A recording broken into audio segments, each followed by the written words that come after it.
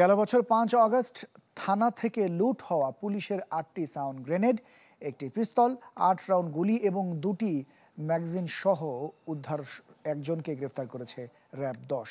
সংবাদ সম্মেলনে র‍্যাব-১০-এর অধিনায়ক মোহাম্মদ কামরুজ্জামান বলেছেন, গত ৩১ অগস্ট গোপন সংবাদের ভিত্তিতে যাত্রাবাড়ী থানার বিবির বাগিচা এলাকা থেকে গত ৫ অগস্ট থানা থেকে লুট হওয়া ৪টি সাউন্ড গ্রেনেড উদ্ধার সহ মোহাম্মদ ফয়সাল খান নামে একজনকে গ্রেফতার করা হয়। পরে তার দেওয়া তথ্য অভিযান চালায় এবং আরও ৪টি সাউন্ড গ্রেনেড উদ্ধার করা হয়। তবে সাউন্ড গ্রেনেডের কোনো সিরিয়াল নাম্বার না থাকায় এগুলো কোন থানা থেকে লুট হয়েছিল সেটি এখনও নিশ্চিত হওয়া যায়নি বলেও জানিয়েছেন তিনি।